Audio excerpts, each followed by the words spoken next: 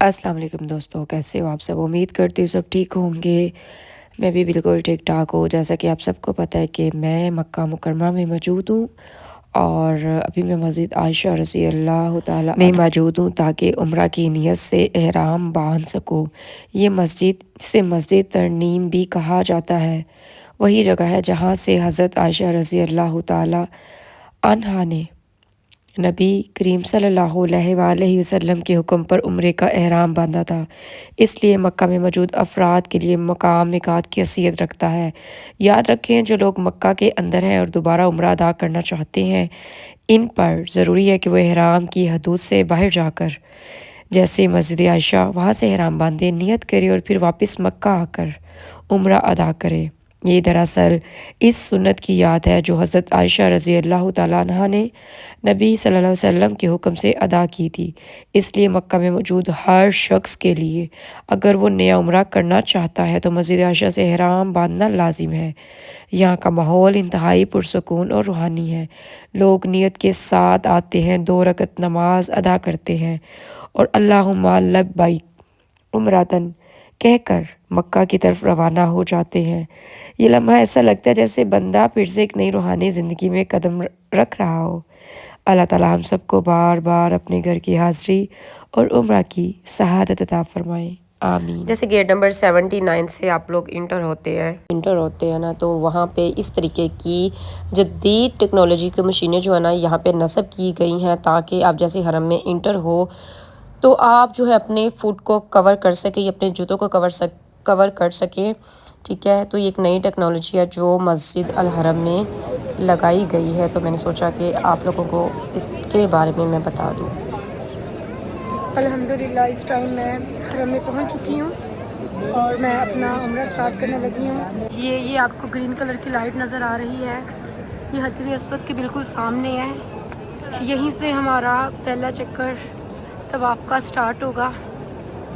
तो चले स्टार्ट करते हैं हम अपना उम्रा और अल्लाह पाक हमारी इस हाज़िरी को कबूल मंजूर फरमाए। ये वीडियो हर इस शख्स के लिए अहम है जो पहली बार उम्रा अदा करने जा रहा है। मैं आपको उम्रा के अरकान उम्रा और इसका आसान तरीका कदम ब कदम बताने जा रही हूँ ताकि आपको सब कुछ वाज़िह हो जाए। उम्रे के अरकान, उम्रे के कुल 4 बुनियादी रुकन होते हैं। नंबर 1 एहराम बांधना, नंबर 2 तवाफ़े काबा, नंबर 3 सही सफ़ा और मरवा के दरमियान चलना, नंबर 4 खलक या तकसीर, बाल कटवाना या मुंडवाना। उम्रा करने का जो आसान तरीका है वो यही है और स्टेप बाय स्टेप। नंबर 1 एहराम बांधना, नियत करना, मिकात पर पहुंचकर गुस्ल करें, खुशबू लगाएं, लिबास पर नहीं। मर्द 2 सफ़ेद चादरें पहनते हैं, औरत अपना आम बाहिजाब लिबास पहनती है। फिर नियत करे, अल्लाहुम्मा लब्बैक उम्रतन, ए अल्लाह मैं उम्रे की नियत से हाजिर हूँ। इसके बाद जितना रास्ता आपने चलना है, जब तक आप मस्जिद अल हरम में दाखिल नहीं हो जाते, आपने नज़रें झुकाकर अल्लाहुम्मा लब्बैक लब्बैक ला शरीका लब्बैक इन्नल हम्दा वल निअमता लका वल मुल्क ला शरीका लब्बैक पढ़ते हुए आपने जाना है। नंबर 2 तवाफ़े काबा, मस्जिद अल हरम में दाखिल होकर काबा देखते ही दुआ मांगे। ये कबूलियत का वो लम्हा होता है जब कोई दुआ रद्द नहीं होती। हजर अस्वद से तवाफ़े काबा शुरू करें, काबा के गिर्द 7 चक्कर लगाएं, उल्टे हाथ पर काबा रहे यानी बाएं तरफ। हर चक्कर में दुआ, ज़िक्र या कुरान की तलावत करें। 7 चक्कर मुकम्मल करने के बाद मकाम इब्राहिम के पीछे 2 रकात नमाज पढ़े अगर मुमकिन हो, वरना आप किसी भी जगह पे पढ़ सकते हैं।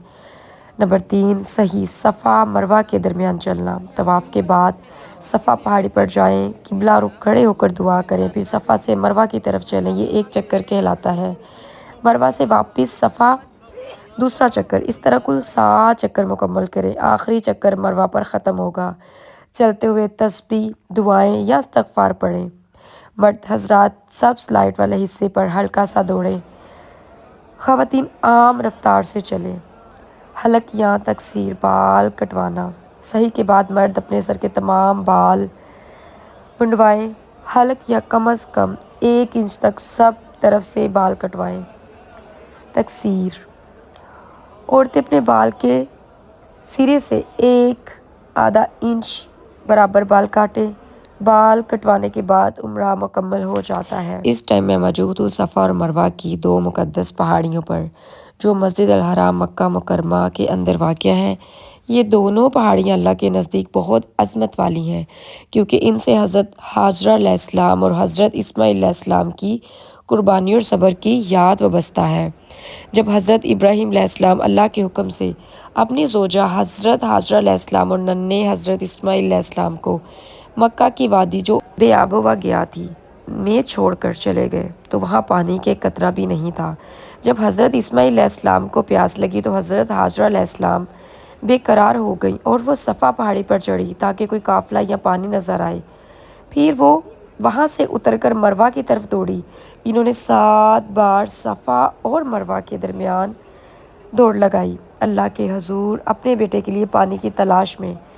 ان کے اسی صبر اور عمل کی برکت سے اللہ تعالیٰ نے حضرت اسماعیل علیہ السلام کے قدموں کے نیچے سے زمزم کا چشمہ جاری کر دیا۔ اللہ تعالیٰ نے قرآن پاک میں فرمایا ہے بے شک صفا اور مروہ اللہ کی نشانیوں میں سے ہے، اس لیے صحیح یعنی صفا اور مروہ کے درمیان چلنا عمرہ اور حج کا لازمی رکن ہے۔ یہ عمل ہمیں یاد دلاتا ہے کہ صبر، توکل اور اللہ پر یقین رکھنے والا بندہ کبھی مایوس نہیں ہوتا بلکہ اللہ اپنے بندے کے لیے زمزم جیسے معجزے پیدا کر دیتا ہے۔ صفا مروہ ہمیں سکھاتا ہے کہ اللہ تعالیٰ کے راستے میں دوڑنا، امید کے ساتھ جدوجہد کرنا اور صبر کے ساتھ دعا مانگنا، یہی ایمان کی اصل روح ہے۔ میں نے اپنی لاسٹ ویڈیو جو اپلوڈ کی تھی مدینہ سے مکہ آنے کی، اسی ویڈیو کے اوپر مجھے کچھ لوگوں نے کمنٹ کیا تھا جو میری آڈینس تھی اور وہ یہ جاننا چاہتی تھی کہ عمرہ کا طریقہ کیا ہے اور آپ کس طریقے سے عمرہ ادا کریں گی۔ وہ تمام چیزیں جو ہے نا آپ ہمارے ساتھ شیئر ضرور کیجیے گا۔ واللہ میرا بالکل بھی کوئی ارادہ نہیں تھا کہ میں آخری عمرے کی ریکارڈنگ کروں اور آپ لوگوں کے ساتھ کچھ بھی یہاں کا مومنٹ جو ہے نا میں شیئر کروں۔ ہاں زیارت کے حوالے سے میں نے ضرور پلان کیا تھا کہ وہاں مکہ کی جو زیارت ہے وہ آپ لوگوں کے ساتھ شیئر کروں گی، لیکن پھر میں نے سوچا کہ اگر میری آڈینس مجھ سے ڈیمانڈ کر رہی ہے اور وہ دیکھنا چاہتی ہے میرے ہی چینل کے اوپر تو کیوں نہ ان کو میں عمرہ کا کمپلیٹ طریقہ جو ہے نا وہ میں بتا دوں۔ نہ ہی تو میں کوئی علماء ہوں، نہ ہی تو میں کوئی عالم دین ہو جاتی ہوں۔ ہاں میں نے جو طریقہ سیکھا، میں نے دیکھا، میں نے فالو کیا، وہی میں نے آپ لوگوں کے ساتھ شیئر کیا ہے۔ اللہ پاک میرے اس عمل کو اپنی پاک بارگاہ الہی میں قبول اور منظور فرمائے۔ اور ابھی میرا آخری چکر ہے صفا سے مروہ سے صفا کا، کیونکہ اس کے بعد میں نے باہر کی طرف نکل جانا ہے۔ تو راستے میں جگہ جگہ لگے ہوئے زمزم کے جو یونٹ ہیں وہاں سے میں نے پانی پیا اور الحمدللہ میں نے آ کر اپنا آخری چکر کمپلیٹ کیا مروہ پہاڑی کے اوپر۔ اور مروہ پہاڑی پہ لوگ کچھ دیر یہاں پہ رکتے ہیں اور اس کیفیت کو محسوس کرتے ہیں جو حضرت اسماعیل علیہ السلام کی تھی اور حضرت ہاجرہ علیہ السلام کی تھی۔ یقین کریں کہ اس پہاڑی پہ جب انسان آ کے بیٹھتا ہے نا تو اتنا کوئی سکون ملتا ہے، اتنا سکون ملتا ہے، کیونکہ طواف کے چکر اور صفا مروہ کے جو 7 چکر ہم کمپلیٹ کرتے ہیں اور ہمارے پاؤں میں ایک میٹھا میٹھا درد ہوتا ہے نا، یقین کریں اسی پہاڑی پہ بیٹھنے کے بعد، یہاں پہ چلنے کے بعد جو ہے نا وہ سارا درد جو ہے نا وہ ختم ہو جاتا ہے۔ ایک دم سے اللہ پاک آپ کی روح میں ایک جسم میں ایک سکون سا اتار دیتا ہے جس کو ہم الفاظوں میں بیان ہی نہیں کر سکتے۔ آپ نے دیکھا ہے کہ میرے آس پاس کافی حجاج کرام جو ہے نا وہ بیٹھے ہوئے ہیں سکون کرنے کے لیے، کچھ اذکار کرنے کے لیے۔ اب جو آخری مرحلہ تھا میرے بالوں کی کٹنگ کرنے کا، جو الحمدللہ میں نے کمپلیٹ کر لیا۔ اور نماز فجر کا ٹائم بھی قریب ہے اور میں نے اپنا عمرہ جو تھا وہ تقریباً میں نے 1:30 بجے مسجد عائشہ گئی، پھر واپس آئی اور پھر میں نے اپنا عمرہ سٹارٹ کیا۔ رش بہت زیادہ ہو جانے کی وجہ سے فجر ہونے والی ہے اور انشاءاللہ فجر کی نماز کی ادائیگی کے بعد آج میں حتیم میں نوافل کی کوشش ضرور کروں گی۔